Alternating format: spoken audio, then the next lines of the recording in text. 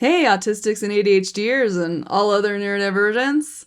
Are you just super burnt out? Well, I have a cure for you. Huh? What? No cure for you. Apparently there's no cure for burnout. So, sorry about that. But I do have a lot of information for you. It's just as good, right? Anyway, whatever. Cue the intro card. Hey, we're promoting safety and empowerment over here! My apologies to all New Yorkers and fans of Midnight Cowboy. Hello and welcome to the Trauma-Informed SLP. I am Kim Neely, a licensed speech-language pathologist in the United States. We're also known as speech-language therapists if you're in the UK and Australia. I'm neurodivergent, I'm queer, and I've had a lifelong hyperfixation with trying to understand people, like a lot of other ADHDers and such out there. And I have a more recent hyperfixation on trauma-informed care because it really helped me to clarify things about that were very confusing about just humans in general.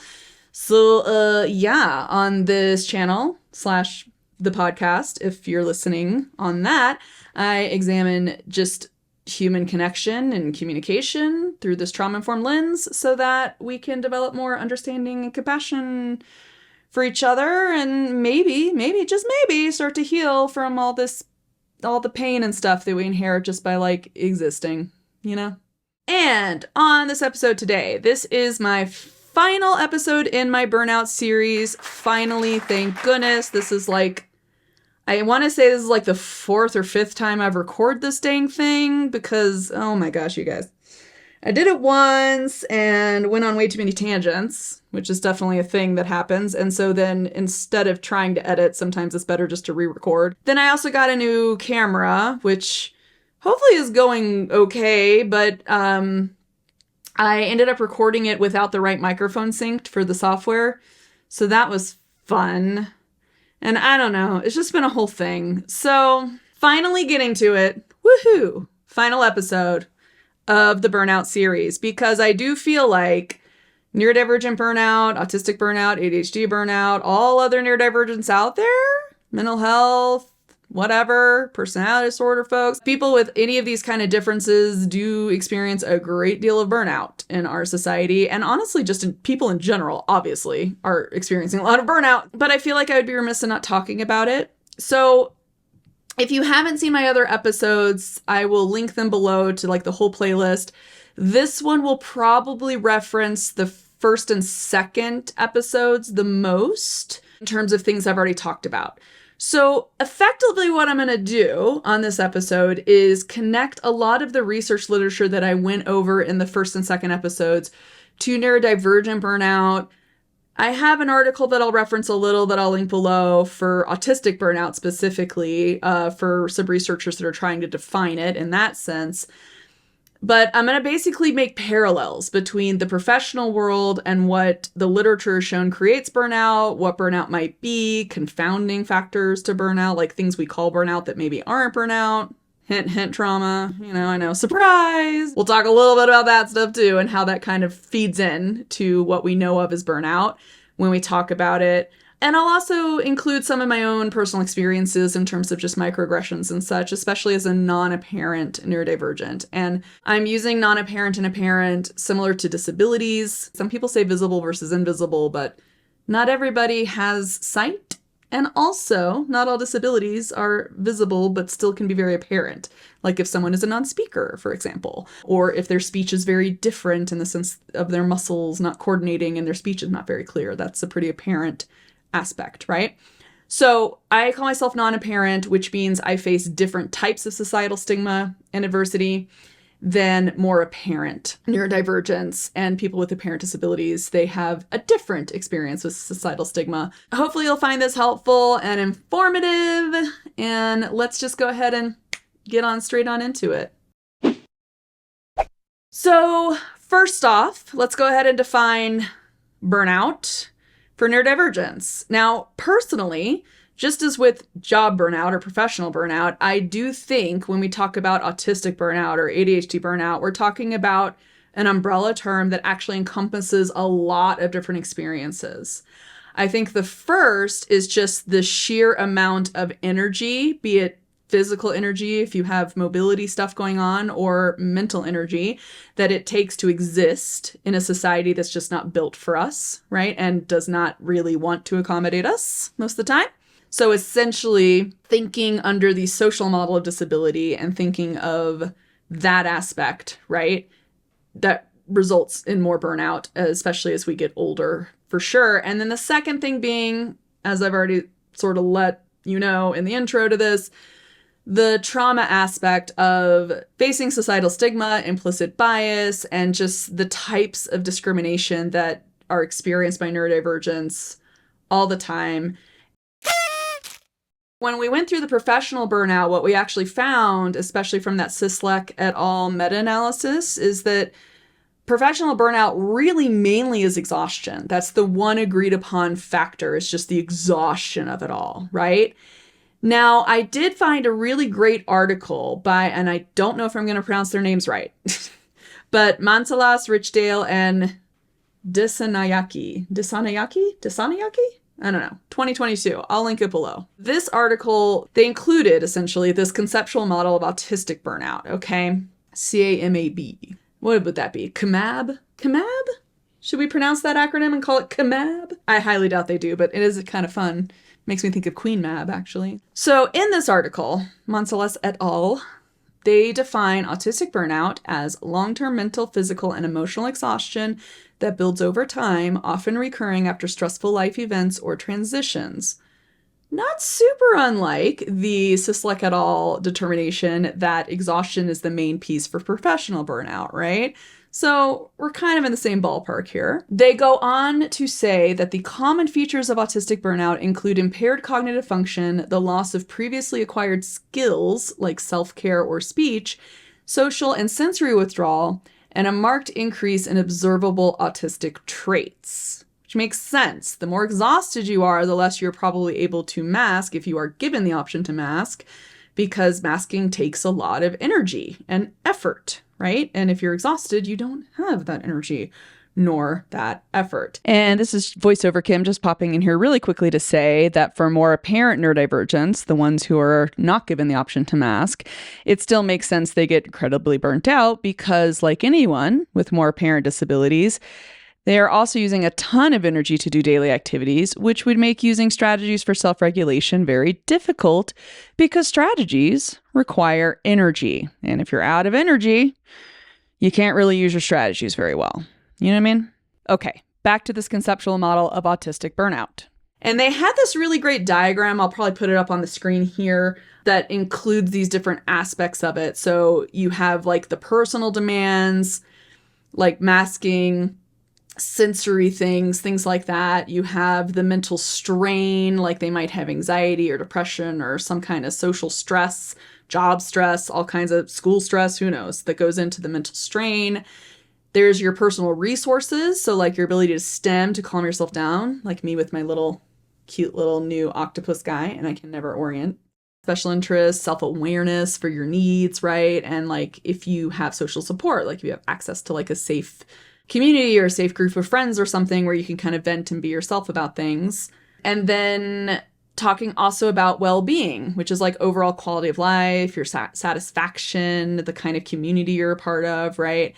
And then all these other social, environmental, and demographic factors like societal stigma and discrimination and the intersectionality of like gender and age and race and all of those things that also go into it. So in this conceptual model of autistic burnout, I want to say CAMAB just because it's fun. All this stuff intersects and all the stuff relates to leading to this exhaustion, essentially, that is burnout. It does make a lot of sense because obviously, you know, everybody has their different intrinsic, you know, energy level that they have to go out throughout their day, right? And if you have all these different things intersecting that you have to deal with, depending on, you know, one thing might be more exhausting than another, like the intersectionality, the bias and the discrimination might be more problematic maybe in your workplace for a while. So that leads to like burnout from that versus like other points in life. Maybe it's more of like school stress. That's the bigger issue, right? Or whatever, or maybe social stress or friends or whatever, right? So these things all intersect and relate, but one might be a bigger contributor to the burnout at different points in life, which makes a lot of sense, right? if I want to relate this more to the first video I did, if you go back to those 6 work domains from the Maslach and Leader 2016, remember the work domains that really contribute a lot to the exhaustion piece professionally for people? It's workload, fairness, autonomy and control, community values, and reward. I feel like this particular model of autistic burnout also applies a fair amount to this. It's like a slightly different way of looking at it, and it makes sense if you're thinking of individuals instead of like professionals as a group, which is sort of what Maslach and Leader were looking at. But it makes a lot of sense, right? Obviously, the workload is really high for neurodivergence, just in general, trying to kind of constantly use strategies to help make up for our weaknesses or working on masking, working on fitting in. Like, it's just, that's a lot of energy, right? I think also what goes under the workload is like that fairness of like, you can request accommodations, but it doesn't mean you're getting it, because it might just be seen as you just want an easy way out, or you're getting away with not working, et cetera, right? Maybe not having autonomy to be able to like work in the best environment that we want to work in, right? Then that we could work in, like it would be a very easy accommodation to meet, but a lot of employers don't necessarily want to meet it, right? Like maybe you don't work well in a noisy open office and you need a more closed, quiet space. And, you know, a lot of offices these days probably won't offer that to you, right? If you do work in an office, you know, there is that feeling of just having a whole lot less autonomy and control, especially when you're young and like in school, and just not always being allowed to do the things you need to do to help yourself, right? Like you might even be told not to stem. Like right now, I kind of want to rock back and forth, but it's a video. I'm going to try not to, because it gets a little distracting even when I'm editing myself. I can distract myself with that, but people might not let you do the fidgeting or the stimming and stuff. And it might be something you really need in order to maintain control and not have a meltdown, but it gets taken away from you anyway, right? And I think community-wise, either it's hard to access it, like for a parent neurodivergence, it's hard to access because there's usually a lot of social isolation. They might be in more of the self-contained classrooms as kids. They're less visible out in the workplace, right? Or if you are given the option to mask, if you are non-apparent neurodivergent and you're given that option to mask, you might just be denied community, right? Like you initially get accepted and you're so great and we love you and you kind of feel slightly love bombed in a way, and then they reject you once the mask starts to slip or once you stop to fulfill the actual role they want you to fulfill for them, for their life or their friend group or whatever, right? That whole main character syndrome thing, you know? That definitely happens a lot to a lot of non-apparent autistics and ADHDers. Values, I think, is an interesting one because I genuinely do think that neurodivergent values, especially autistic and ADHD values, are super different than a lot of what we've been taught to value, right? A lot of us value a lot of honesty, direct communication. We value info dumping with our safe people as a way of bonding and feeling connected to others. We like to hyperfixate on our special interest for enjoyment, for relaxation. Like I'll sit around and just do like puzzle video game type stuff all night while listening to podcasts as a relaxation, right? Which is like a different way of relaxing. Kind of, you know, I'm not really turning my brain off. I'm just turning off certain parts of my brain and using the other parts that I like, you know, that are relaxing to use. Different sensory needs, right? Like there was a whole thing, I saw it, I forget where I found it, and I guess I'll try to find it. It was like one of those, like, I think it was a TikTok video or maybe an Instagram reel or something where somebody did a sketch of like what it's like when different autistics hang out together. And it's like, they're going to have a get together, want to come? And then there's this whole like, okay, but I can't really eat gluten. And if it's too loud in there, I don't think I'll be able to stay very long. Well, that's cool. You don't have to stay very long, but also you could be welcome to, you know, wear your earplugs, and they will have a separate room you can go to be, you're right. Like, it's like this whole like planning around these different sensory needs for the party. And it was like a really heartwarming video and I really liked it. But that is something that I think, especially adult unmasked autistics and neurodivergents, people who are finding more community among other neurodivergents, especially ones that are sort of dismantling their own ableism and able to unmask a little bit more, are very accommodating toward other people, right? It becomes that whole thing of like, how can we not collaborate? What's the word? Compromise. There we go. How can we compromise on our sensory needs and still ensure it's a positive experience for everybody, right? Like it's something that a lot of people consider in those spaces that aren't often considered in the wider society, right? And what's kind of funny about the reward part, like obviously, that was Maslow, a leader, saying like employees need to feel like there's rewards that's more than just like a paycheck, right? They have to feel like they did a good job. They have to feel like they're being noticed somehow, basically. Some kind of reward is a good thing.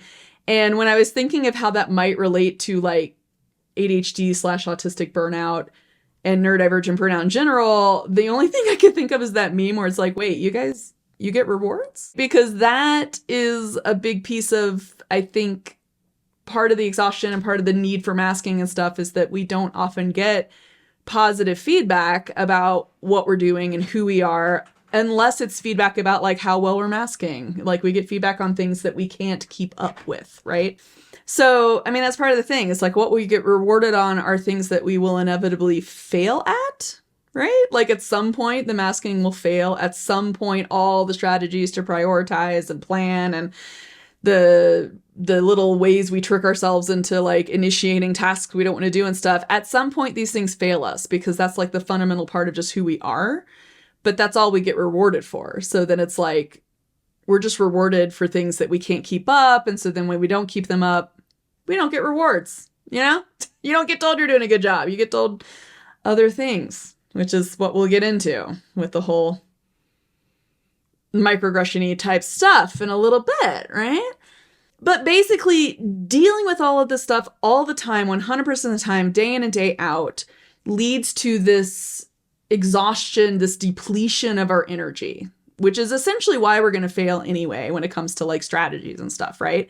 Every single strategy you use takes some level of mental energy. All the planning you do throughout your day takes energy. All the like, I'm trying to access this strength in order to cover up my weakness, in order to accommodate the weakness, that takes strategies. Speaking up for yourself, accommodating, advocating for accommodations, that takes energy. Masking definitely takes a ton of energy.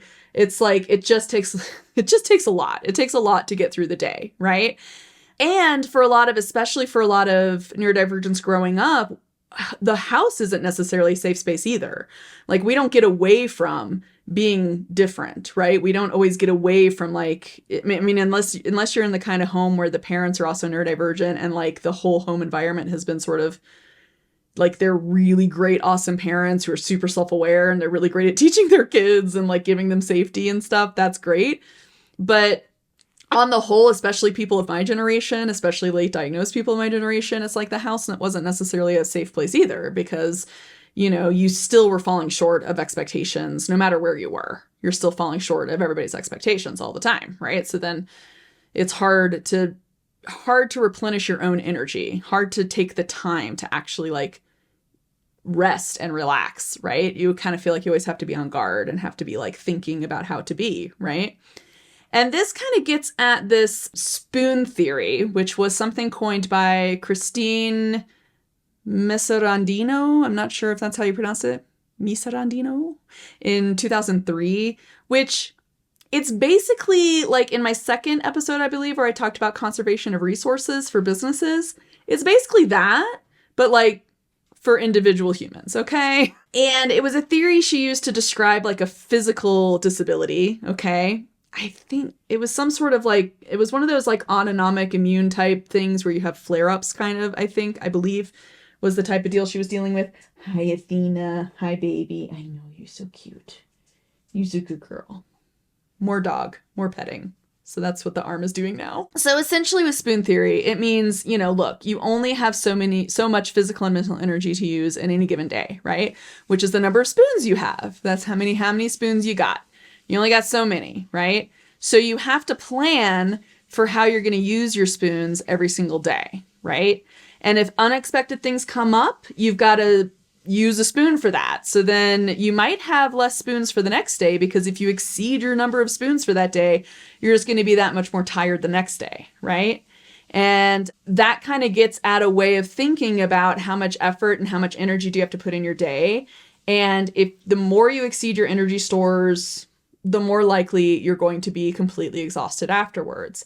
Because the thing we don't often think about, especially as humans, is that even like mental energy and physical energy is actually a physical thing. Like the molecules in your body that generate the energy you use, the ATP for your cells, right? Like all this stuff, these are real physical things. I mean, they're tiny, tiny, tiny, but they're still real, you know? And you only have so much of it. And our body has a lot of ways of pushing past our ideal energy level. It has a lot of ways, like the cortisol hormones and stuff like that. It can kind of shift itself into the mode of like, well, we can be a persistent predator, right? We can keep on going. We can have a lot of stamina with this. Our bodies are really good at that, but at some point it's going to break down. At some point you're going to crash. You're not going to have access to that energy all the time. And there is a cost to it, right? And we know that when it comes to studies of chronic stress and inflammation and all this stuff, like high cortisol levels, spending way too much time in survival mode, fight, flight, freeze type modes, this kind of chronic stress conditions are really detrimental to our body over time.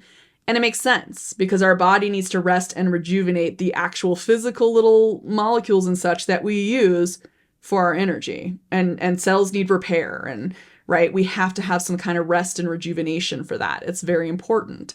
And yeah, our body will push itself past that if we say it needs to, unfortunately, right?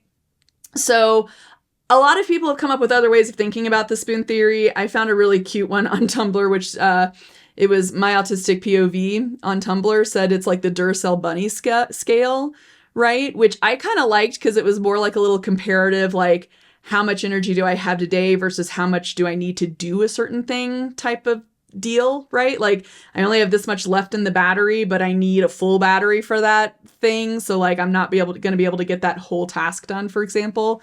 Maybe I can just start it and use part of it, but like I have to have a completely restored, fully charged up battery. And I kind of like how they put it because then they also included rest in that, right? It's like you're recharging your cell phone battery basically, right? Like you got to plug the battery back in. It's got to be charged. You can't just keep going past when you're out of charge. Once you're out of charge, you're out of charge kind of a thing. So I wanted to point that out here too, because I like that like comparative scale idea of like, you have this much energy right now, but this is how much you need. And then like how much effort it's actually going to take, right? Part of, I think, what really causes us to push past the point of healthy energy expenditure, right? Where we're actually giving ourselves times to recharge our battery and actually like taking the time to rest and rejuvenate and recuperate, is that we also have this traumatic stress that comes from just existing in a society where we're exposed to a lot of implicit bias and stigma and discrimination throughout our lives, right? And I think that that's what leads us to feeling like we have to keep pushing way past in order to achieve a certain level of value in people's eyes or being deserving of respect, right? So chronic stress response and trauma response are physiologically essentially the same thing, okay? It's that disconnect between like, you have this survival system, you have this fight, flight, freeze, this sympathetic response that's way too hyperactive. And it's this sort of disconnect between that and your conscious awareness and memories of like, I actually am safe though, right? Like, but like that chronic activation of that survival system is what leads to that increased inflammation, the dysregulation, the alexithymia, which is the inability to recognize or label your own emotions or perhaps recognizing them in other people. That all comes out of this, right?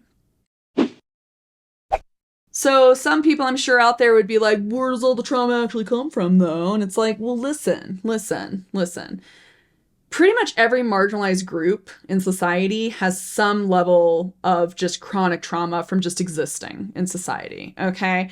You get all this messaging around like why you're not deserving of things or why you're not good enough, right? Or why like people can kind of treat you like crap if they want to, right? Essentially, you can be a really great scapegoat for like having politicians point to that group and say, they're the problem, they're the whole issue right there, and like, we don't want those people around, right? Like, that's all. None of that feels good, okay? It doesn't feel good to be pointed at and told you're not an acceptable form of humanity and you need to change that or get out, It's like, ugh.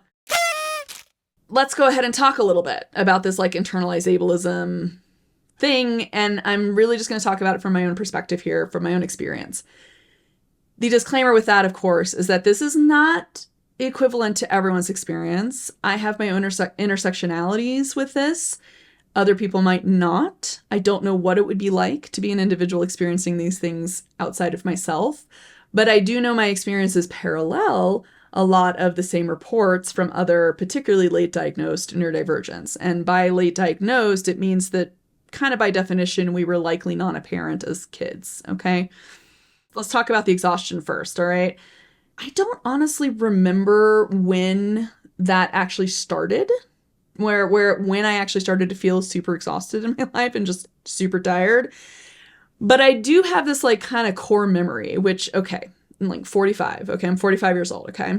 And I grew up watching The Neverending Story, okay? It used to come out, like once it got syndicated, it came out on like TBS and TNT and stuff, like kind of late 80s-ish type time, right? So I was probably like older elementary school, like 9 years old, 8, 9 years old or so, watching that movie a lot at home, okay?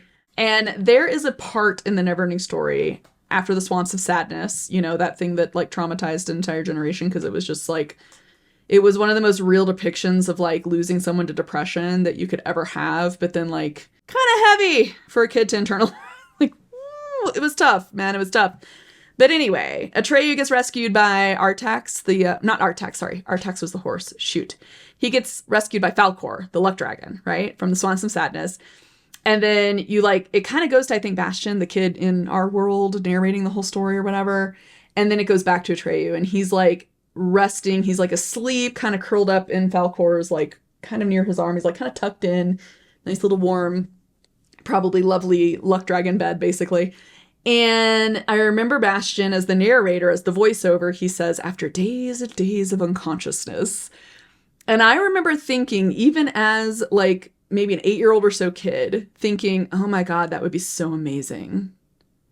It would be so cool to be able to just like sleep for days and days. So like, basically I was jealous at how well rested Atreyu probably felt. Like I was like, wow, he got left alone just to sleep and recover for days. That sounds awesome. Right now, obviously I'm a little kid. I didn't get the implications of like, maybe it was like a coma or something, you know, but like, okay, that's definitely a sign that from pretty young, I was pretty exhausted, okay? And I remember saying and thinking it even more than I could say it, but even like in like middle school time, so for those outside the US, that would be like preteen type ages, like 11, 12, up to like 15-ish or so, 14, 15-ish, middle school, okay? I remember saying, and honestly thinking it even more than I said it, but saying like, I'm so tired, like all day long, like impulsively. A lot of my thoughts come out of my mouth. I'm like the opposite of a non-speaker, like I said. I'm a too much speaker, I guess is the closest thing I could think of. I want something pithier than that, but I can't think of anything pithy. So like I would just be thinking, it would be like a sensory distraction for me, right? Because when you're really tired, it's like your eyes are really dry, they're kind of scratchy, your body feels really sluggish. Like it was honestly more of a sensory distraction for me than anything. So I'd be like, oh, I'm so tired. Ugh, like I hate feeling this tired, but I'm just so tired. No one else really seemed to be quite that tired. So I was always like, why am I so distracted and so bothered by how tired I feel, but everybody else seems to be fine-ish, you know? And I remember, you know, fast forward another 10 years, in my 20s, I remember being like genuinely amazed at how so many people just seem to kind of like suck up the exhaustion, you know? Like they could go home after work and like go to classes and do hobbies and like work out and stuff, you know? Because I assumed everybody was feeling the level of exhaustion that I was feeling. Because everybody's like, oh, we're all just tired. Like, just shut it, you know, was kind of the message I got. So I was so like surprised and amazed and honestly like in awe of all these people who said they were so tired, just like I was, but then they still had the energy to go out and do things. I was like, whoa, like, I don't know how they're able to just push through this exhaustion. Because I'm like, I just want to sleep for days and days like Atreyu, you know? I want Falkor to take me away so I can rest for a long time, you know? What I now know, like decades later, after diagnosis and stuff, is that it's very likely they weren't actually as tired as me. I was likely more tired. I mean, I had trauma stuff going on to deal with. I had childhood stuff, trauma stuff from childhood to deal with, especially as a young adult. I had a lot of dissociative moments where I would stare at myself in the mirror because I couldn't remember what I looked like and I didn't feel like I was looking at my own face. So I just kind of stare until it felt like it was my face. If that makes any sense. For these like dissociative moments, I'm like, I guess I'll just stare and move it around until I realize, oh, that is my face and I am in control of this face. This is me. So like I had lots of other stuff going on, and untreated anxiety and untreated depression and all of this stuff, and unhealed trauma, right? So like in addition to the neurodivergency, I'm sure my exhaustion level was quite high, but the only language I had to say was just that I was just really tired. Like I didn't know how else to verbalize it. How else do you tell people that you kind of just want to disappear and sleep for a while? It's like, don't disturb me for like 3 days and just let me be by myself for a really long time. It sounds amazing. This all gets at the idea that honestly, probably the biggest microaggression I've ever heard is how lazy I am. Like you're just really lazy, you're really entitled.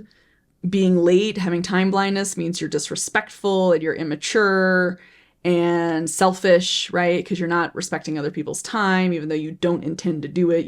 It just happens, right? The fact that like I have a floor drobe. I still do as an adult. I have a floor drobe, right? Like all my clothes, the clean clothes go on a floor. Well, I have baskets. They have baskets on the floor now. So there's that. We've leveled up to baskets.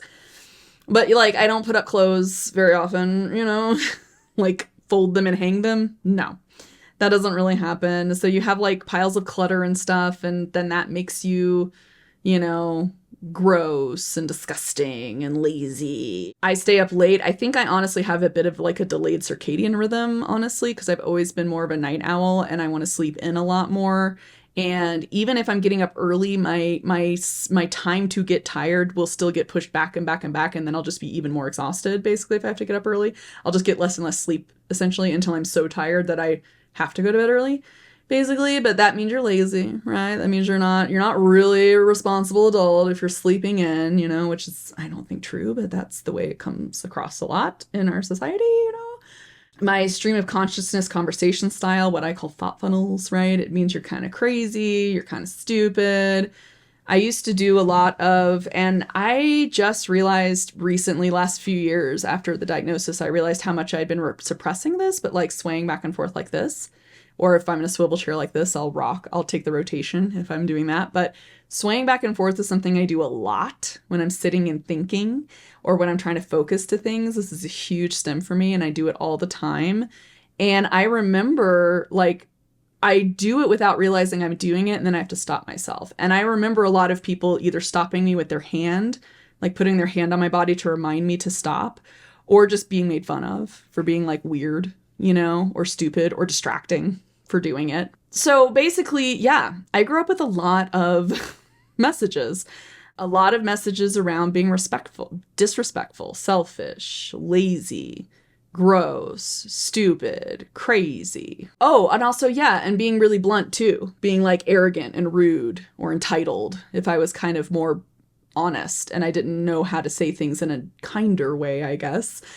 And also taking what people say at face value and just trusting people when they say they like me and trusting people when they say they're my friends made me a really great target for like teasing and bullying as well, right? So like this all started pretty young. I mean, I remember being little at parties and feeling very isolated and different and feeling social rejection from like 4-year-olds, Like I remember it pretty young. And by the time I was in middle school, I pretty much knew deep in my soul, I knew in the core of my being, I knew that if only I could apply myself or focus, listen to the teacher all the time, follow directions the first time without being told to again, and to stop talking as much as I did and stop talking so loud and maybe lose some weight too, that might be good, and maybe dress better, be a little more girly, do makeup, all that. I needed to stop acting like a know-it-all as well, even though I was also stupid. And I needed to stop acting immature, despite some adults telling me I was an old soul. But somehow, if I could figure out how to do all of these things, this list of things that people told me I needed to do, I knew if I could just attain that, I would be worthy of having friends and romantic partners. And I could live up to my potential. I could be the Kim I should have always been, you know? And I constantly failed at that. And that did not feel good. It did not feel good to constantly fail at that, right? Now, this also coincided with when I was in like kind of my teen years. It was in the 90s. It was like this kind of really big boom in self-help and self-love. And like, you know, Oprah was queen of everything at the time on TV and everything, right?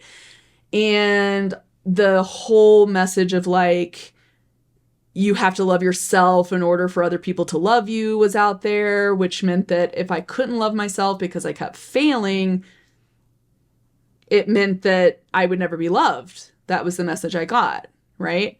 I'm not deserving of love because I can't love myself, and I can't love myself because I can't fix all these things that people tell me I need to fix, right? And that sucks. It sucks to have that stuff swirling around in your head from pretty young, getting that message constantly. And like, it's not just neurodivergence. I mean, there's plenty of people who get all sorts of messages like that in their head. And in their teenage years, that's where it gets all muddled and awful in there. And like self-confidence can be a huge issue, and self-esteem is a huge issue, right?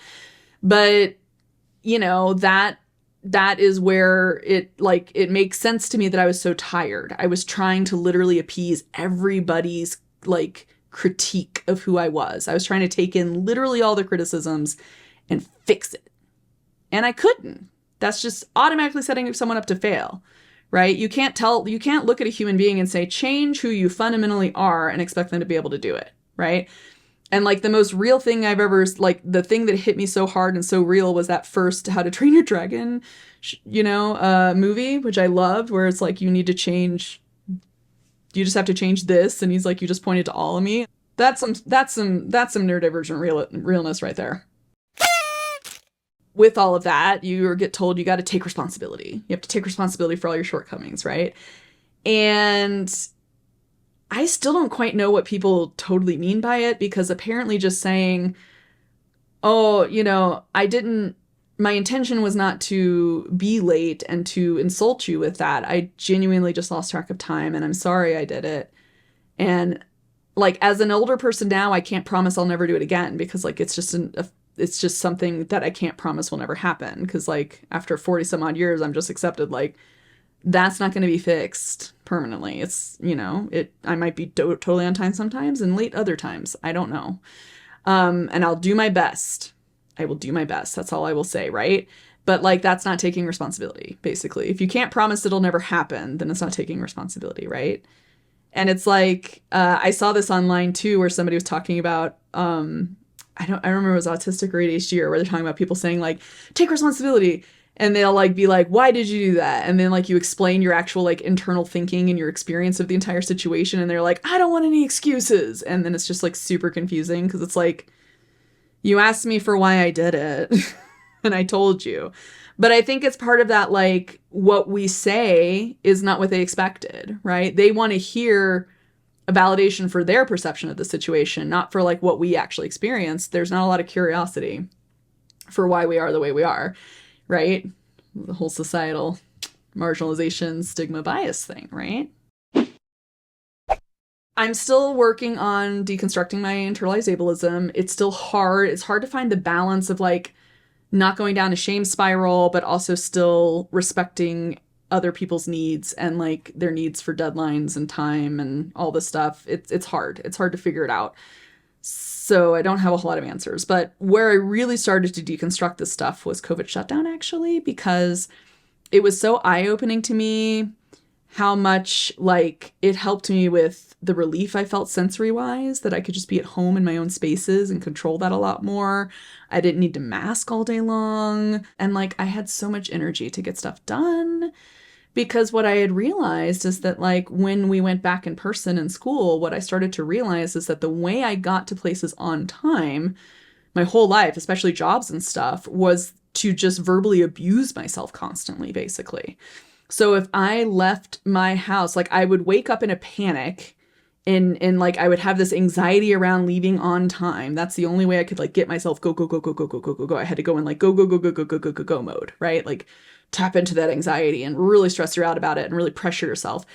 And if I left the house like 2 minutes late or 5 minutes late or whatever, I would sit there the entire commute calling myself an effing idiot, how irresponsible I was, how stupid, how immature, and just whip myself up into this huge frenzy of just like constant self-berating and abuse.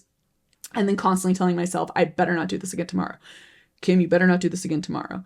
But like, I always did do it at some point. Whether it wasn't the next day, it would be the day after that, right? Like, like I couldn't stop it because it was just part of who I was.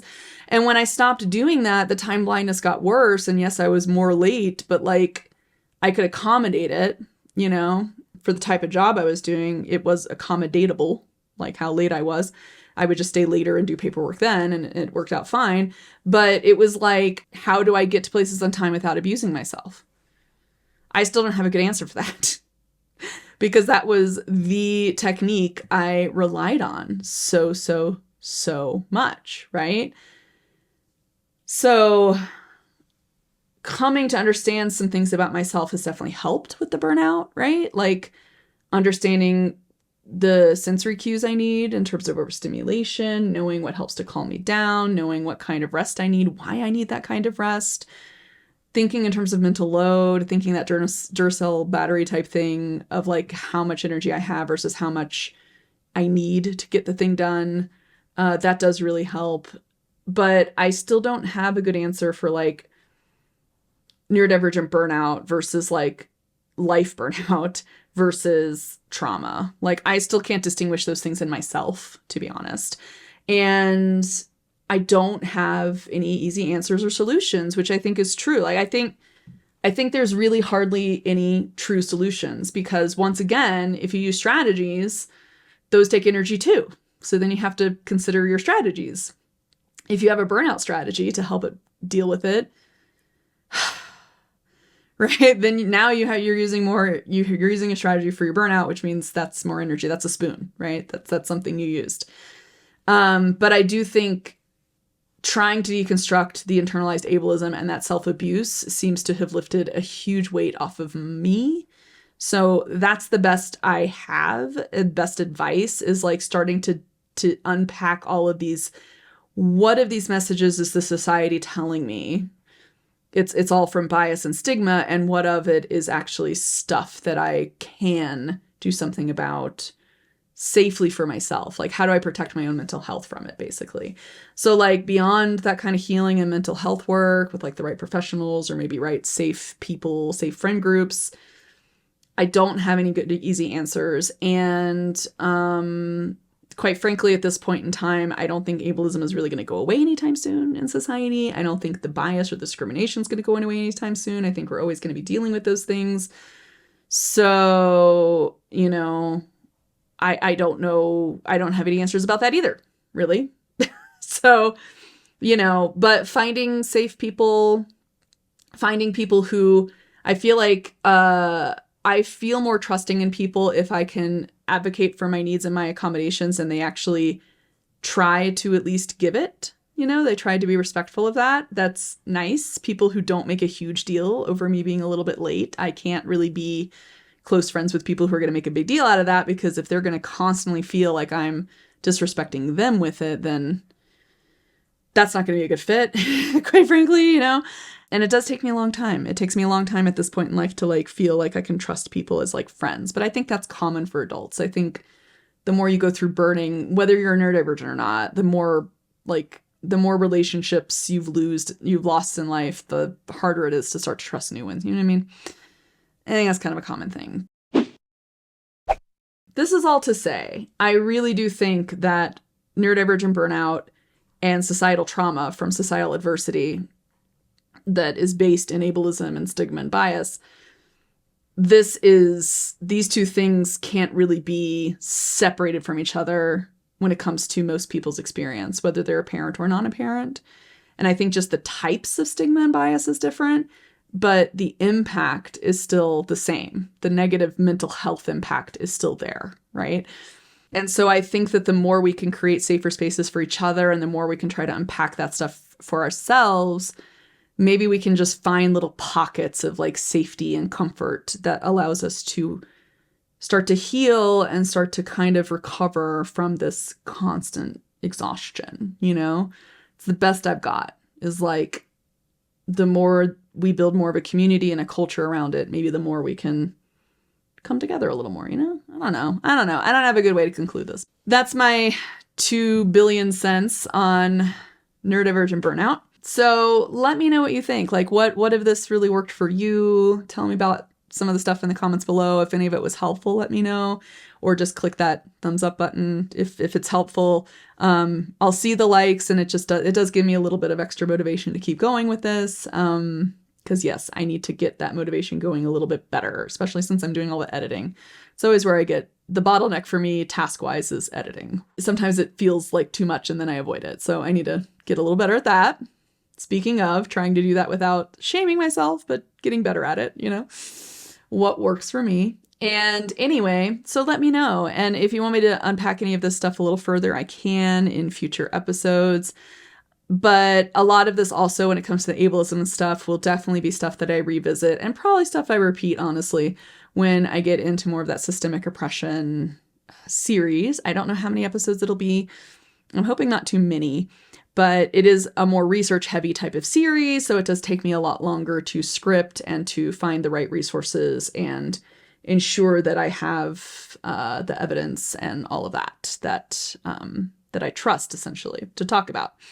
So give me a little time on that. I'm also going to try to get better at making videos on shorter topics, easier topics, lighter things, like just slightly shorter, easier, not as heavy on the editing type of stuff, because that will also help with getting more out here, getting more out in the world. So maybe I'll keep the YouTube algorithm a little happier with me if I put out stuff a little more often. With all that said, I can't say I'll see you because it feels weird because I don't actually see you. But what I can say is that the people who like me usually are a little bit weird themselves. And I want us to use our weirdness for good, for connection and compassion and understanding of others. And in the spirit of that, until next time, everybody just keep it weird. Bye.